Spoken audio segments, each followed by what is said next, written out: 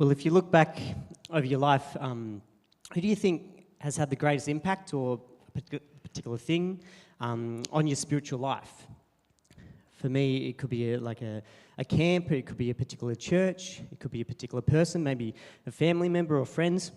But I wonder who or what has had the greatest impact of your spiritual life. And if you look at your life today, you then think about, well, what is having the greatest impact of your spiritual life?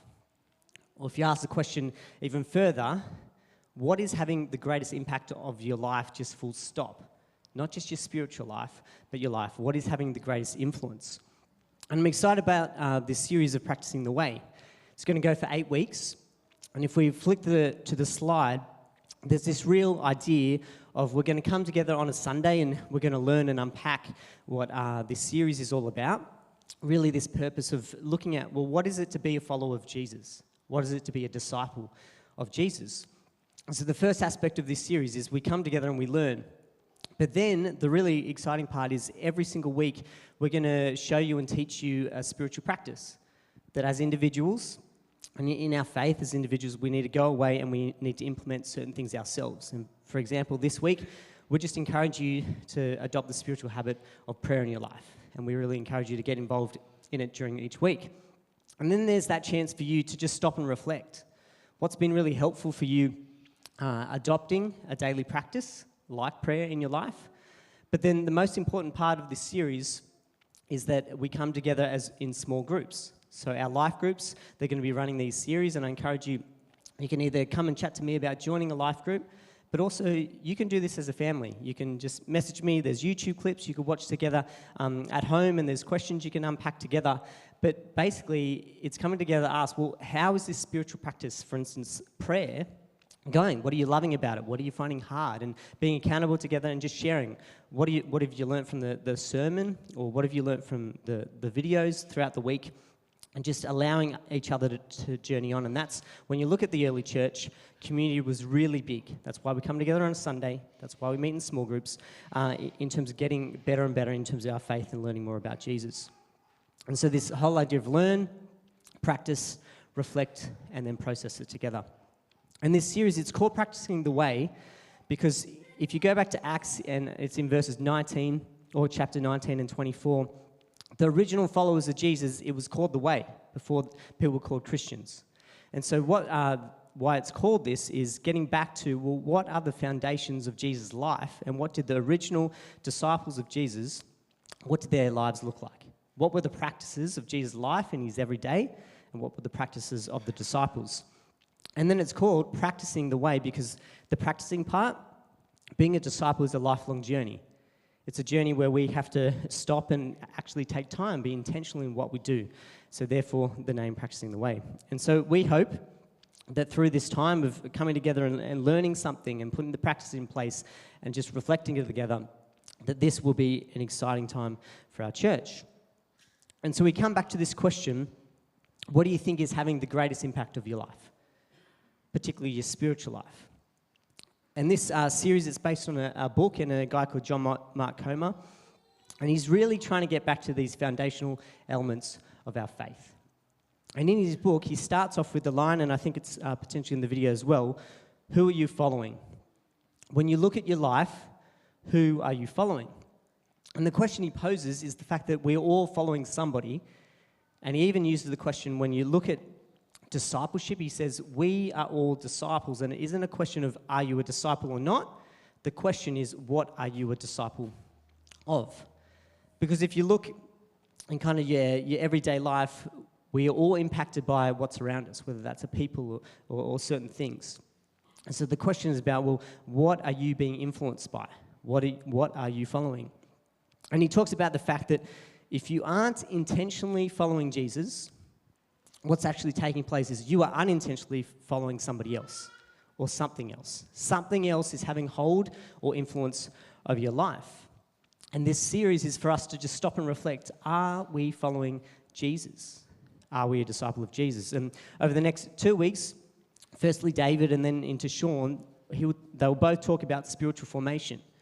What are the greatest influences on us, and what's our choice in the fact of who we want to influence us the most?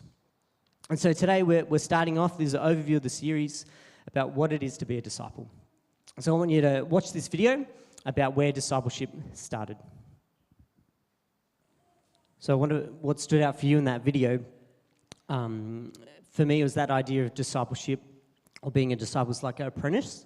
I was thinking about all these kids going off to school, and when I was a teacher, kind of in university, you would go to your lectures and everything like that, lectures and tutes, and it was all information heavy.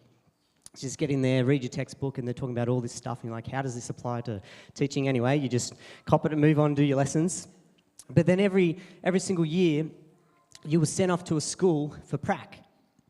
You were told that you had to follow a certain teacher for a period of time. You would sit in the classroom and watch what they did, learn their tricks of the trade, learn all the classroom management, all the techniques, and then they would slowly let you take 5 minutes, take 10 minutes of the lesson, and over time, you would then take over the lesson, and eventually, you'd graduate and you'd be standing in the room by yourself with a bunch of kids. And so, over this time, we always laugh when we got back after prac, saying that the lectures and the tutes and everything, we weren't learning much. Everything was learned in that prac period. When we were hands-on, we could see it. We could learn from the teacher or our mentor. And some cases, it was learning the great tricks. Other cases, like, I don't want to put that into my habits at all. It's true. But what happens over time is I learnt to be a teacher. And that process over time, and even as a teacher when I was just learning myself, you continue to grow. I had never arrived at being the best teacher. It's the same in our faith, that we continue to have to grow and learn and understand what it's about. And I love the fact that when they talked in here about discipleship, it's not informational, it's not sitting and listening at the tutes and lectures, it's the formational stuff. It's learning who Jesus is and then trying to follow him in that step, and trying to go those three aspects of being with him, being like him, and doing as he did. That's what being a disciple is all about. So just a brief overview of these three topics that brought up in that video, and in our life groups, they'll unpack it further this week. And the first is be with. The beauty of our faith and following Jesus is it's relational. It's the fact that he wants to have a connection, a partnership with you. And even one of the lines in the video is practicing the presence of Jesus. And really taking time throughout your week, throughout your day, to be still with God. Understand who he is. And just like me as that prac student, me hanging out with that teacher, I was just following them around like a young guy trying to get all the tricks of the trade. But I was just there in the room trying to figure out, well, what's the teacher meant to do? And that's where you learn a lot of your things. And then it moves into this idea of become like. And what happens if you looked at me as a teacher, I probably had certain elements of my life that replicated the prac teachers that I followed. And what happens in this time of imitation is we will start to be transformed. And when Jesus is your rabbi, when you are following Jesus, when you're a disciple of Jesus, your habits start to change. And there's fruits of the Spirit, the love, joy, peace, patience, kindness, goodness, faithfulness, gentleness, and self-control. They will start to take place in your life because you start to be like him. I remember at one of the schools, my brother's wife she was a counsellor at the same school, and I was the nice guy. The first thing would rock up to the PD, the personal development for the school. I was like, I better sit next to her so she can at least know somebody for the first day. And she went home and said, Aaron, who's my brother, I thought you were just sitting next to me. Because Aaron and I, there's so many mannerisms, and Jess will say as well, we're just like each other. We talk quite similar, we do stupid things. Like, there's just so much that my brother and I are like each other because there's that imitation. Some things he does that I copy and vice versa. And the more you hang out, same with your mates. Growing up, we all did certain things just to be like each other. And so there's this idea that we need to become like Jesus. That's who we're looking at in terms of the perfect example of what our life should look like. And this deep transformation, spiritual formation, will start to take place as you get formed just like Jesus. That's what takes place. And then the third thing is do as he did. And this part is the action. It's not just to learn and that information and, oh, Jesus, that's a great guy. It's you actually doing like him. That's the shift. And even in Mark 1, it says, come follow me, but then it says, go make fishers of men. It's that idea of the idea is then you have to be transformed yourself in order to help others be transformed also. That's the beauty of our faith. To apprentice under Jesus, to practicing the way, it's this lifelong journey in our faith, where we'll start, and even this point of doing as he did, the spiritual giftings, how you're wired, God will find a way to use them in your everyday. And for example, as a teacher, I thought that was a place where I could benefit other kids as a teacher. And now I get the chance to do it as a pastor. And so over our lives, we'll start to be transformed. The more we be with him, the more we be like him, and as we do as he did.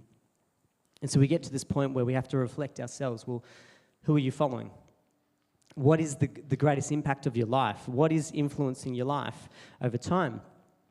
And in his book, Practicing the Way, he actually comes up with the issue, in particular the Western world. It's slightly different elsewhere in the world, but in the Western world, there's this issue where there's Christians and disciples. And he splits them, and he says, because what happens as Christians, often, yes, you've put up your hand and said, I believe in Jesus, but you're not being with him, you're not being like him, and you're not doing as he did. And even in the census, you can go and look and see heaps of people, they believe in Jesus. I have plenty of friends and family members, they believe in Jesus, but are they being with him? Are they being like him? As they're doing as he did? And this is the challenge he's saying. And even this week in our life groups, when we watch the video, a guy shares his testimony. And he puts his hand up in church one day, and he says, yes, I want to be a believer of Jesus. And his grandfather is in the room, and they go home and they unpack it and talk about the fact that this young guy, he's just had an encounter with Jesus. But his grandfather, normally the older, the wiser, says to him, you have just had an encounter with Jesus, but now you need a life of formation to sustain that. You need a life that is with him. You need a life that is like him, and then you need a life that is doing as he did. And then in the book, he also talks about the issue is often discipleship, or being a disciple is looked at, you get discipled. And he says the issue here is the onus is actually on the person that's meant to be discipling. So in the youth space, the onus is on the youth leader. For their relationship with God, as the individual, the young person in the room, the onus is on Jacob to do all the hard work. But he's saying, no, the onus is on us as the individual. We're the ones who have to make the effort to be with him, to be like him, and do as he did. It's our responsibility, and there's got to be a shift in our faith and in what we do in that. What we have to do in our responsibility is to put those spiritual habits that we'll talk about over these 8 weeks or so into our life, the practices, the rhythms that we see Jesus do, and we, as individuals, be transformed.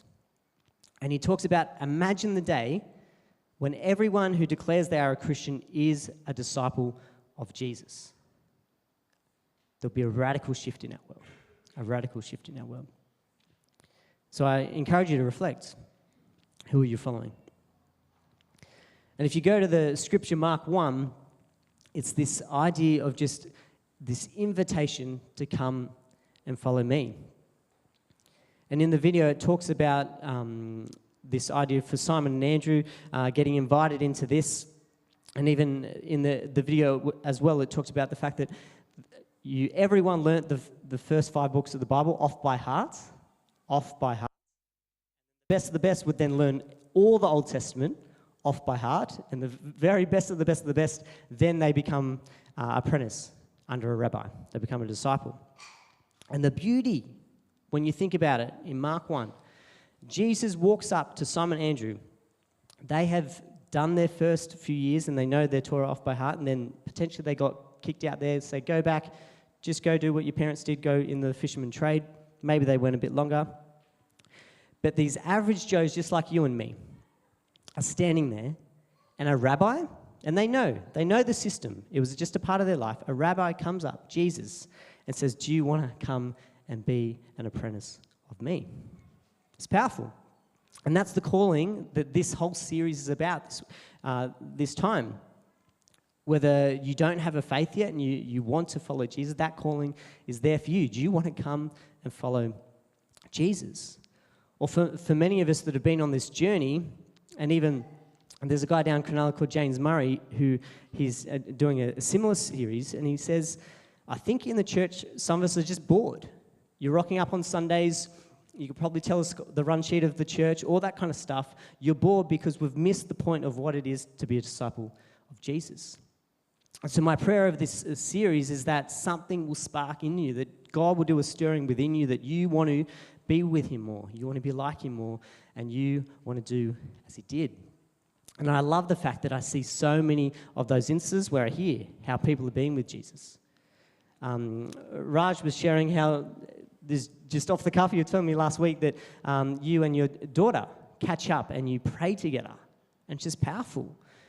And then other people you hear about how they like him. You see certain habits and how people are joyful, how they are kind or gentle, how are they generous. Seeing Jesus in there every day.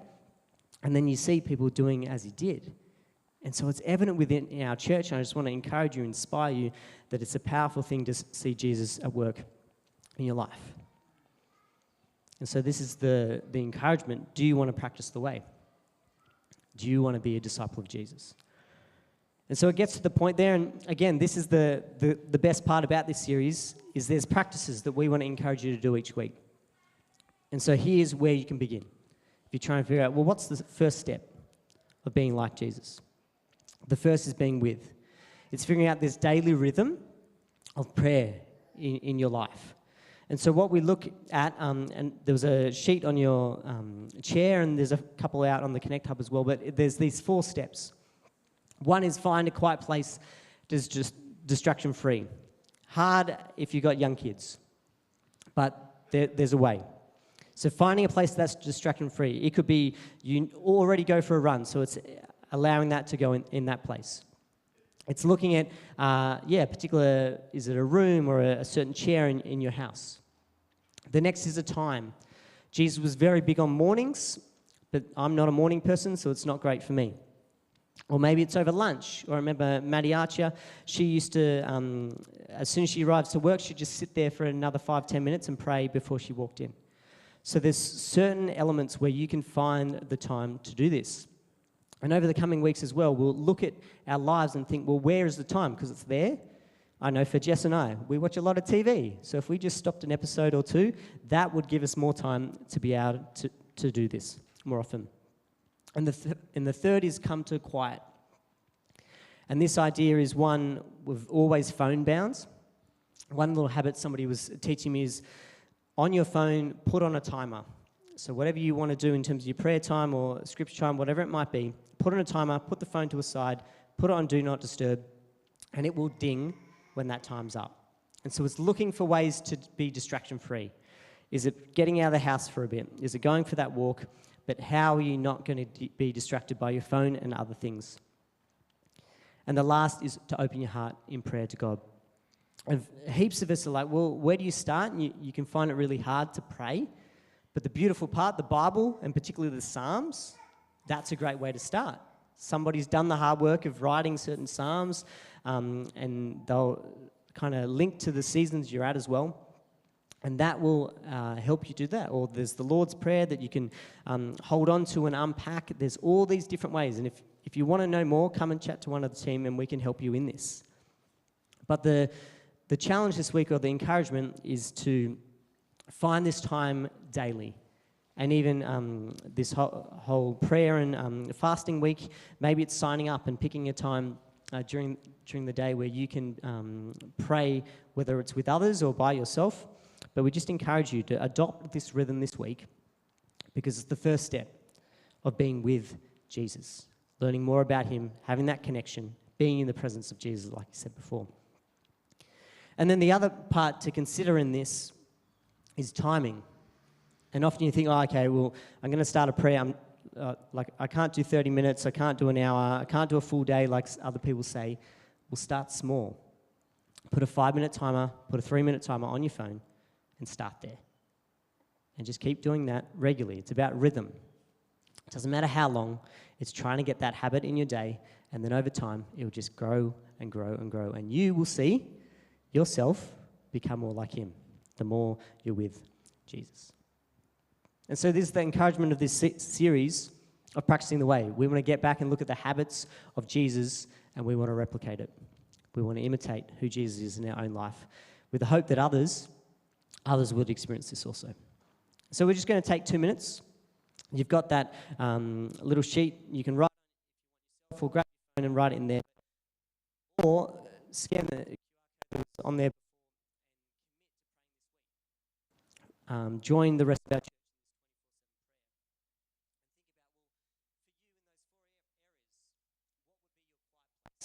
What's the best spot in your house? Do you need to go out and do something? Is it going down the beach or into the bush? What does that look like? When would be the best time? As soon as you open your eyes, you're going to commit that morning. Or is it somewhere else before you go to bed, during the day? How are you going to be distraction-free? What are you going to put in place? Whether it's your phone on silent or getting away from other people, how are you going to get to that point of quiet? And what do you think you need to help you in prayer? Whether it's a psalm, or there's something on your heart, or you need to learn more about different ways to pray, come and chat to one of our team. But just take these 2 minutes, write down how you're going to put this in place this week. And I pray that this week and this series, there'll be a real stir in your spirit from God. That you, like that guy, that you would encounter Jesus and you would find ways in which you can then sustain that in your life. That you would have elements that you would be practicing the way. You'd be following Jesus, and that Jesus would be your ultimate rabbi. That's what it's about. Pray this time blesses you.